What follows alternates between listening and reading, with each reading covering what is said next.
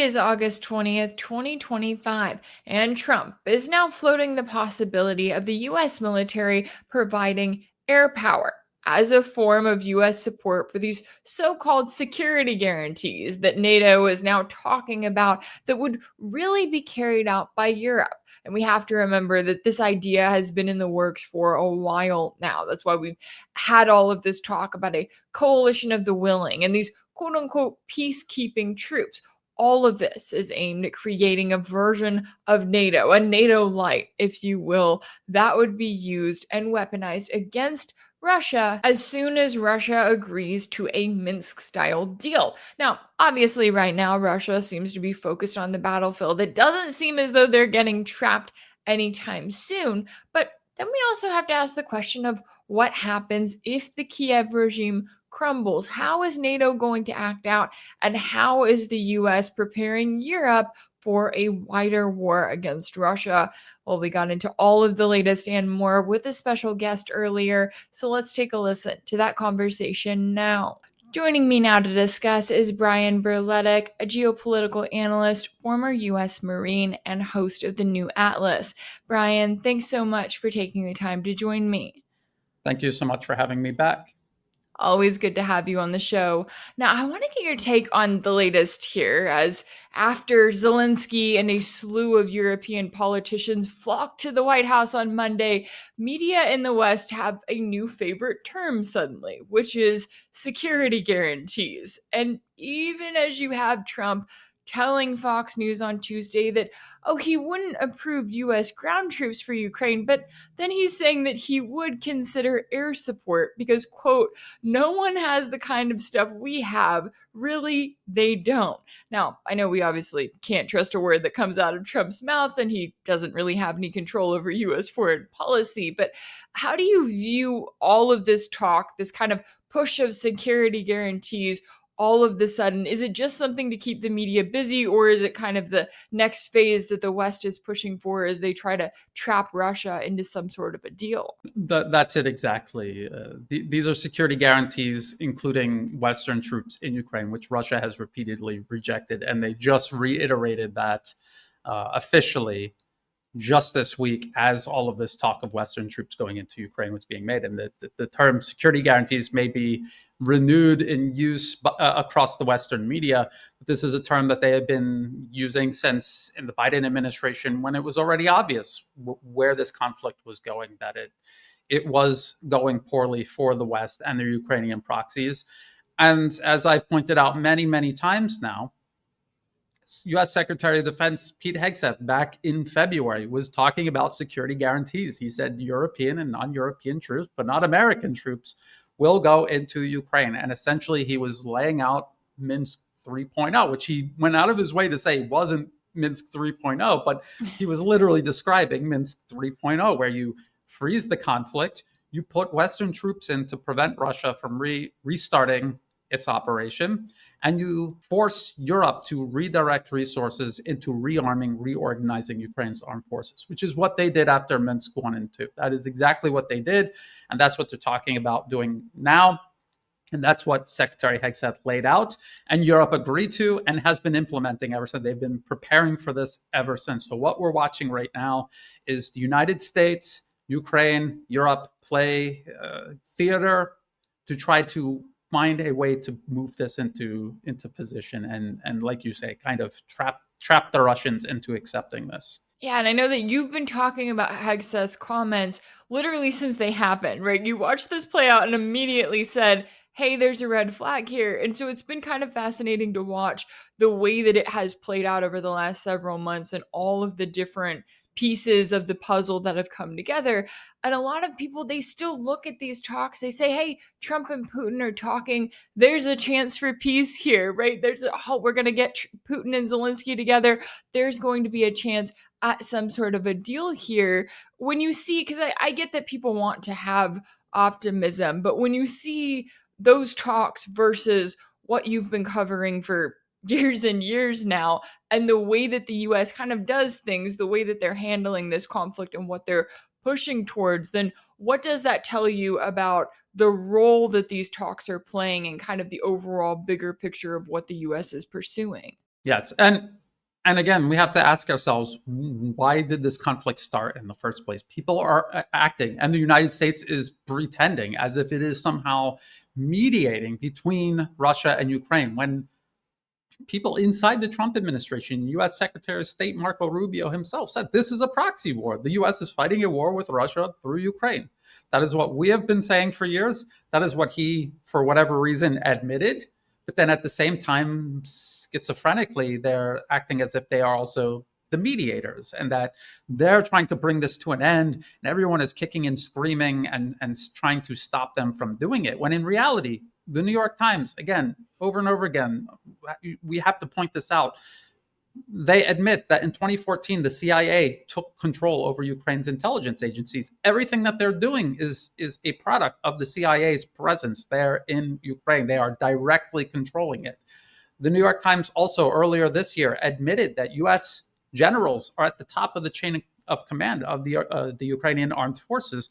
They are coming up with the overall strategic planning. They're even going down to specific targets on the battlefield, picking them and assigning U.S. and European weapons to use against them, that have been transferred to Ukraine. So every aspect of this war is being fought by the United States for the interests of the United States. And at the same time, they're posing as mediators in a war they themselves started, a war they pressed Europe into helping them fight. Europe benefits from this in no shape, form, or way. And I even hear people saying Europe is desperate to keep the U.S. involved. For what purpose? I've never heard anyone explain to me what Europe gains from this. The specific people involved gain, but that is because they're serving U.S. interests and they're rewarded for doing so. But as far as Europe is concerned, demonstratably so, they have suffered economically, politically, and their infrastructure, their industry is all suffering. Because we have to remember, before this even started, they were working with the Russians. There was a very close relationship. Russia was selling energy. They were importing European goods. There was increased cooperation with China. Everything was actually working very well. And now we hear this narrative of Europe needs the U.S. to stay in to protect them from what? From the war the U.S. started with Russia, that Russia didn't want, and would do almost anything to turn the clock back to pre-2014, where they were actually working closer and closer with Europe. Yeah, it's like Europe needs the US to protect them from the wrath of the US if they were to actually have any form of autonomy and do stand up for themselves. And exactly as you're pointing it out there, that has been another interesting piece of the puzzle. And we've seen this played out in the media. I mean, the media has really stoked the flames of, oh, Europe is trying so hard to keep Trump's attention and to stay on his good side. But you're right. It's like they don't gain anything from this. They're now in this, and the US has already told them from the beginning, hey, this is the role that you're going to play, and they're doing exactly that. So when it comes to kind of what we're seeing in the headlines now, I know there's been a lot of talk about, as Trump starts talking about, just swapping of territories, or then you've got these reports saying, okay, well, Russia agreed that as long as Kiev gets their troops out of the rest of the Donbass, then they'll freeze the front lines here, here, and here, and then agree to this deal. And the focus is so much on territory. But then when you look at what Putin's saying, he keeps bringing up the root causes of this conflict. But the root causes are literally the Kiev regime and the NATO interference in it, continually propping it up. So where does that leave us in terms of the possibility of really any sort of a deal? Because if we actually deal with the root causes, then there's not going to be the current government in Kiev. It seems, at least from, kind of what we've heard from Russia and their demands and what they're truly concerned about. Well, again, what are the root causes? Yes, it's the government in Kiev, but who installed it and why? And that was the United States. From 2014 onward, yes, there were many different administrations, but essentially it is a U.S. installed client regime, regardless of who is heading it. And what was this all like? A part of it was part of this process of NATO expanding up to and all along Russia's border, encircling Russia with the intent to eventually absorb and dissolve Russia itself. That is the whole plan. That has always been the plan. That is still the plan. The United States has done nothing to seriously convince anyone. I've not seen any evidence presented to say otherwise, that the U.S. isn't still seeking primacy. Secretary Hegseth openly said, we need to stop this conflict in Ukraine so we can go do the exact same thing with China in the Asia Pacific, because we can't do both at the same time. What's the implication of that? We're going to focus on China first, and then when we're done there, we're going to come back here. He didn't say he's going to make peace and cooperate with Russia. There's no such thing happening. It's about, exactly as they themselves have said, strategic sequencing. We're not strong enough to take on all of these countries at once. We need to pick them off one at a time or a few at a time, and we have to do it in a specific order. We did our best to draw Russia into this and weaken them. We need to lock them up here now and deal with these other issues. Just before the show, we were talking about the United States authorizing military operations across Latin America and then sending warships off the coast of Venezuela. What is this all about? This is also part of this continuity of agenda, neocon regime change agenda that the U.S. is subjecting the entire planet to. So they're just looking for a pause with Russia. And Russia has to know this. And so they're going to have to take that into consideration regarding whatever it is that they agree to. Maybe they're just buying time, because every day that goes by, the situation on the battlefield continues to tilt further and further in their favor. So they don't lose anything by drawing this out, as long as they don't end up agreeing to something they find themselves trapped in, just like with Minsk 1 and 2. Yeah, you do have kind of a little bit of a dance going here, right? Where Russia says, sure, we'll agree to talks, right? You want to have this summit in Alaska? Okay, yeah, we'll show up to that. While at the same time, they're still continuing to pursue their objectives on the battlefield. And yeah, the point that you made, I know you've been posting about some of these latest updates regarding Latin America and what the U.S. is really, the U.S. turning their focus towards Venezuela again. And I'm looking at this and going, okay, we did this in, 2018, 2019, 2020 under the first term of the Trump administration, and it wasn't successful. And I think so often it's easy to look at US foreign policy and go, okay, this isn't logical, right? Oh, you're going to pick a war against China? That makes no sense. Even you're going to pick a war against Russia? That makes no sense. Now you're going to go after Venezuela. It's just the chaos of it. But how does that also kind of play a role into it? Because the US wants to act like, oh, we're the greatest country ever, but yet they haven't won a war in this century, and they keep getting into conflict after conflict. Is that kind of the point of it, more so than any form of quote unquote victory, quote unquote freedom and democracy spread around the globe, as they would have you think? Well, yeah, I mean, obviously, freedom and democracy has nothing to do with that. They don't have that even back at home. Whether Americans understand that or not is irrelevant. Okay, we can say that they have not actually won a war, but I would say the collapse of the Syrian government, that was their objective, and that's what they achieved. No, they're not going to install a friendly government there and build a strong, successful Syria, but that isn't their goal anyway in the first place. It is a global hegemon, and what it wants is primacy over the planet, and you cannot have primacy over a planet of strong, independent nations, even if they're allied to you. That doesn't work, because when you tell them to do something that is in your interest but not theirs, they can say no.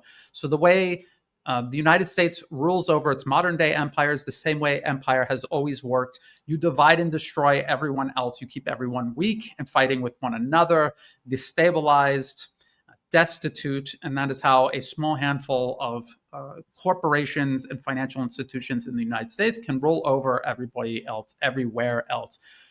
President Trump, and he's just repeating what the interests he works for have said and are pursuing. They don't like BRICS. They don't like the idea of a group of nations having independent foreign policy and working together to counter not the U.S. and its interests within its borders, but the impunity the U.S. has as it goes out around the globe and imposing itself on others, things that the U.S. would never accept any nation doing to it. And so it's very clear what they're actually doing and why, which is the reason why people have to think twice when they hear President Trump saying he wants peace and people wanting to believe that. President Biden said he wanted peace. President Obama said he even has a peace prize. Actually, Trump's looking for his. He has one. But none of these people actually meant it. And it's just human nature that people that lean kind of right can hear it and see it clearly. They can see straight through the lie when someone like President Obama or Biden said it. But when someone like President Trump says it, for whatever reason, they cannot see through it. And this is how the US has moved its agenda forward all of these years, by using this left-right politics and the rationalization that takes place on both sides of the political aisle. This is how they've perpetuated this agenda. Even though I think we can all agree it does not benefit the American people, not one bit. Yeah, it doesn't benefit us. It doesn't benefit the Ukrainians or, whatever other country the U.S. is meddling in. It's the average people that are impacted by it the most. And, as you were saying there, I did want to bring up, because I know you did a video recently that I'll link below with the title, Putin-Trump meeting, worst fear passes, most likely outcome still awaits. And kind of as you were pointing out with the Syrian government, look, Syria, Assad, they stood for years, right? There were years of sanctions and turmoil, and yet they still stayed in place until one day they didn't. And that's almost kind of what the US is counting on, right? We're going to put all of these sanctions on Russia. We're going to target them in all of these ways. And then one day they're going to be affected, or Iran for that matter too. So when you're looking at the position that Russia is in, and yes, it's focusing on its objectives on the battlefield, it's kind of, in this position of going, okay, obviously they're fighting this war of attrition. Their goal is to wear down Kiev's forces completely, not necessarily just to take territory. But how do you view where Russia is right now? As yes, they're agreeing to these talks. They're wary of another Minsk-style deal, but they're also in this position of asking, okay, how far do we actually go in this? And how far is going to, is there even a way, I guess I should say, at preventing a future conflict down the road when you have the US weaponizing Europe, ready for more and more years of war? I mean, that is the question, isn't it? And I can't say for certainty what Moscow thinks. It's very hard, even for me sitting there looking at it from just my limited perspective. What do you do? Where do you set the limits for the special military operation? Yes, they're making success on the battlefield. How long is it going to take for them to, say, collapse the entire Ukrainian military and even possibly the client regime in Kiev? Is that possible? Is the US-backed European coalition of the willing, are they going to flood in when that happens anyway, regardless of what deal is made or isn't made? And is Russia prepared for that? Because I'm almost certain that that's what's going to happen. If there is a collapse, if Russia is just drawing this out until there is a collapse, I'm pretty sure someone somewhere is going to make the argument that the coalition of the willing, that Secretary Hegseth literally told them to me. I mean, he said, you guys are going in. And then right after he said that, they came up with this idea of the coalition of the willing. But anyway, they're going to go in. So what does Russia do? Do they freeze the conflict? What precedent does that set? And then do they continue fighting? And what risks are there where Russian forces are now fighting European forces in Ukraine? We're wandering into uncharted territory. The U.S. is a global empire in decline. Some would say terminal decline. The multipolar world is rising. The U.S. is doing everything in its power, and it's doing things that it would not have normally. I don't think it would have done just even a couple of years ago. The attack on Iran, I think that was rushed. They realized they're running out of time, and they didn't care if it was optimal or not. They didn't care what the world thought. They didn't even bother going to the UN like they did with the invasion of Iraq. They suspended all of that and just went ahead. And this looks very similar what they're doing with Venezuela. And the trouble they're causing right now for China in the Asia-Pacific region. I mean, this is all reaching a boiling point. So Russia has to take all of that into consideration. Do you err on the side of caution and give the U.S. an additional opportunity to threaten your national security? Why did they launch the special military operation in the first place? They do not want NATO on their border. You're moving. You capture the Donbas region, and let's say they do the territory swap, as we're hearing, but is certainly not confirmed. Where does that leave them? Does that leave them in a better position than before the special military operation began? I don't see how. I think they'll still have the same fundamental problem. They will have NATO right on their border. The problem is NATO. The problem is U.S. pursuit of primacy, which has not ended under the Trump administration. It continues. It is accelerating. It is becoming more reckless. So, in essence, what if you follow this to its logical conclusion? Russia, China, every other nation that is faced with this threat, they need to just hold fast and keep going until they either stop this or neutralize it.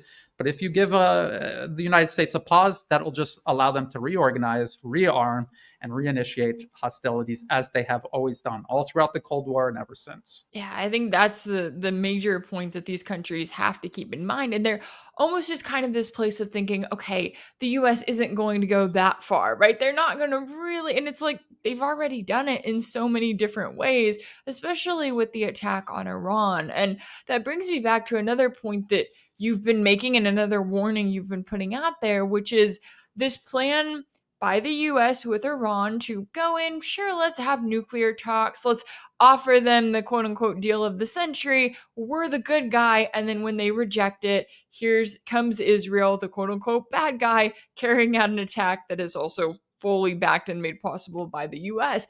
Now they're in this position with Russia where you've got the US acting like, hey, we just want peace, right? Trump just wants the killing to stop. We're going to have these talks. We're going to play this game of third party mediator, while at the same time, fueling Europe to continue this war, still clearly fueling Ukraine in this war. And it just seems silly at this point that the US keeps playing this game. But I mean, people keep buying it, right? The Western audience, to a certain extent, goes along with it on this roller coaster every single time. Is that why you think that the US is pursuing it in this way, or is there more to it when it comes to this game of good cop, bad cop, with the US constantly acting like we want talks, then we're going to go stab you in the back? Yeah, I think it is. It's a matter of public perception management. And to a certain degree, they are shaping the perception of people in governments around the world, too. I mean, I know people personally who get swept up into these narratives and fail to see through it. They're doing a very similar thing, as a matter of fact. They planned the decapitation strike against Iran, and they fully enabled. They gave them specific weapon systems that are only useful for that type of attack. And so it was a custom tailored operation. The U.S. probably spent a year or more preparing Israel to carry out. It probably overlapped the Biden and Trump administration, which again speaks to continuity of agenda. They're doing something very similar now. The whole purpose of that was the U.S. wanted, and this is what they wrote in their policy papers, Which Path to Persia by the Brookings Institution, 2009, appear to be pursuing diplomacy. Israel carries out the attack, even though it's basically your attack laundered through the Israelis. They take full responsibility. They face full retaliation for it, and you come across looking like you tried diplomacy, and the evil Iranians just can't be reasoned with, and now they're in a war with Israel, and we have to go help them, which is literally that's what they said in the paper, and then that's exactly what they did. They're doing something very similar with Russia. They're saying, we want peace. We don't want anything to do with this conflict. If the Europeans think it's so important, let them take care of it, even though it is America's war. It always has been. And the plan is for Europe to go into Ukraine and take this huge risk facing off against Russia on the battlefield. And the U.S. Secretary Hegseth specifically said non-NATO, non-Article 5, because they don't want to get dragged into it. What they've done is they fed all of Ukraine into the proxy war. They're exhausted. Now they're getting Europe. They're online, and they're going to feed them in next. That's what they're doing. And they want to, at the same time, wash their hands of it so that while that plays out and exhausts Russia, they can go focus on China, Iran, Venezuela, and everybody in between. Yeah, a good reminder. It's about U.S. primacy. That has nothing to do with all of the US proxies, right? They don't get the primacy. They get to be fed into the meat grinder and essentially sacrificed for all of these different wars. The US doesn't care about them. And I know that the European politicians are just doing their job and doing what they're told to do. But as they come skipping over to Washington, D.C., it's like they still don't seem to get the position that they're really in and the ways in which the US is more than happy to sacrifice their people for this greater war against the multipolar world. And I really appreciate the work you've been doing on this. I know a lot of these warnings you've been putting out there for a while now, and some people are kind of starting to catch on. But I mean, everything you've warned about has come true, right? We're seeing it play out to this point. And I hope that you're getting that feedback too from your audience and from the people that watch your videos that are kind of clicking in and going, okay, yeah, maybe initially when you were warning about this, I didn't think that would happen, but now we're seeing this play out right in front of us. Yes, absolutely. And again, it's not because I can predict the future. They literally wrote it down on a piece of paper, and I just read the paper. That's it. That's all there is to it. That's the secret to doing good analysis, is just read what they say they're going to do and filter out all the rhetoric that they use to try to convince you that that isn't what they're trying to do. Yeah, and it's scary to think I guess as of today, we are now 7 months into Trump's first term, so still got a ways to go here. But I always appreciate you taking the time to join me to break down all of the latest here and to educate us a little bit on what's going on and what we should be prepared for. Brian Berletic, a geopolitical analyst, former U.S. Marine, and host of the new Atlas. Thanks so much for your time and insight. Thank you. If anything in this video resonated with you, be sure to like it, share it with your friends, leave a comment, and as always, don't forget to subscribe. And if you want to keep up with all of my work, make sure that you're subscribed to my page on Substack. That's rachelblevins.substack.com. That's where you'll find ad-free videos and new weekly episodes of my exclusive series for paid subscribers called Sanctioned. You can also check out Sanctioned over on my page on Patreon. That's patreon.com/Rachel Blevins. As always, thank you all so much for all of your support, and I'll see you next time.